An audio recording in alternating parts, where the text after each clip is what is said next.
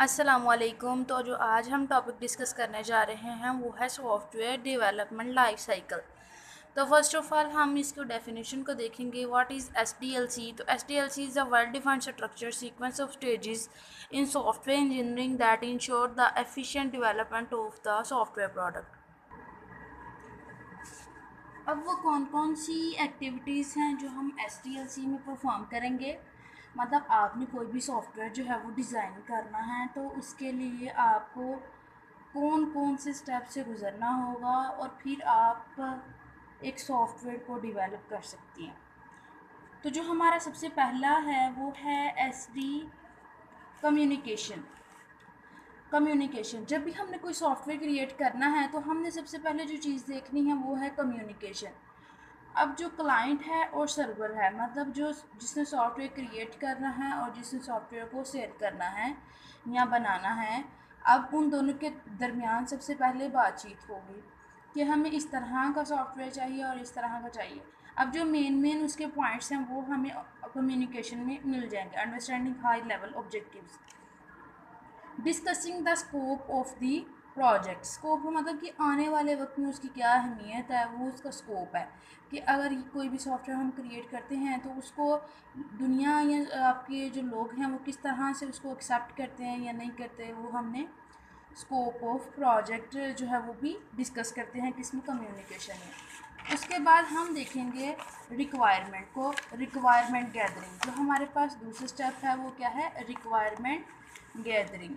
तो requirement gathering में जो पहला काम है वो ये है कि सब रिक्वायरमेंट कहते हैं जो यूज़र जो चीज़ें चाह रहा है, मतलब जो आपका जिसको आपने सर्विस देनी है, जो आपका क्लाइंट है वो क्या क्या अपनी डिमांड्स रखता है। तो सबसे पहले आपने यूज़र्स की रिक्वायरमेंट्स को देखना है कि भाई यूज़र क्या क्या कहता है। फिर सिस्टम रिक्वायरमेंट्स, मतलब जो आपने सिस्टम क्रिएट करना है उसकी क्या रिक्वायरमेंट्स हैं, एंड देन अगर वो जब काम करेगा तब उसकी क्या रिक्वायरमेंट्स होंगी। तो आपने सारी सारी रिक्वायरमेंट्स को भी देखना है। उसके बाद फिजिबिलिटी स्टडी।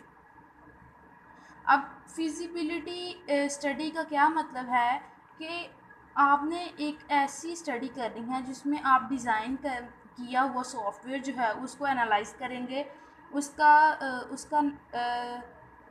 आप उसको उसके तमाम फिगर एंड फैक्ट्स को देखेंगे कि ये सॉफ्टवेयर जो है वो मेरे लिए बेनिफिशियल है या नहीं है। इसको हम क्या कहते हैं, feasibility study. The study to analyse whether the software can be designed to meet the user's need. And the next one is the system analysis. Developer recreate a roadmap and select the most suitable software model for the project। जिस तरह मैंने आपको पहले बताया कि ये जो feasibility study है इसमें हम ये देखेंगे कि कौन सा सॉफ्टवेयर मॉडल हमारे लिए बेस्ट रहेगा, कौन सा डिज़ाइन हमारे लिए बेस्ट रहेगा।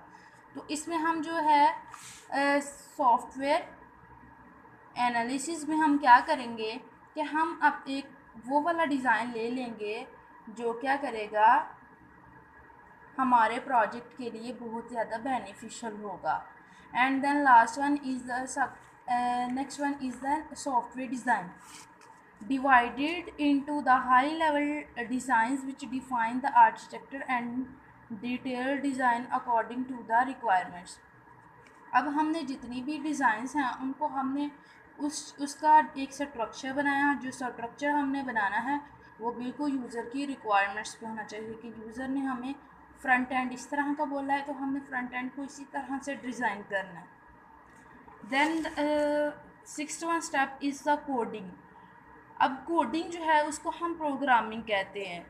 अब प्रोग्रामिंग क्या होती है, जिसमें हम कोई प्रोग्राम कोड करते हैं, कोई भी कोड करते हैं किसी भी सॉफ्टवेयर को डिज़ाइन करने के लिए।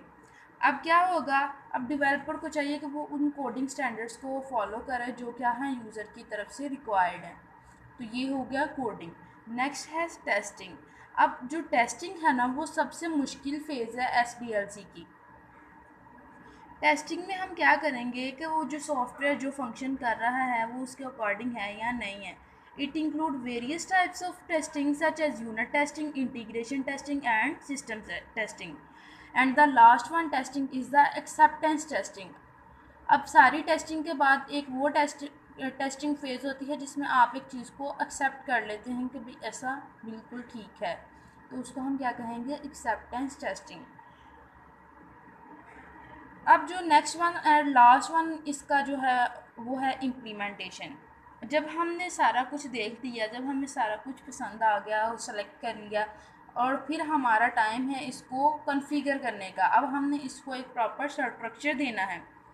अब आपने उसको यूज़र की रिक्वायरमेंट्स को देखते हुए हमने उसकी एक स्ट्रक्चर बनाना है। हमने एक ऐसा स्ट्रक्चर बनाना है जिसको हम एक जगह से दूसरी जगह आसानी से जो है वो भेज सकें और उसमें कोई भी इशू ना हो, तो फिर हम उसको इम्प्लीमेंट करवा सकते हैं। अब जो नेक्स्ट हमारा टॉपिक है वो है SDLC मॉडल्स पे। तो उम्मीद है आपको ये वीडियो समझ आई होगी। अगर वीडियो में कोई चीज़ मिसिंग है या आपको किसी चीज़ की समझ नहीं आई तो आप कमेंट सेक्शन में लाजमी बताएं। बहुत शुक्रिया।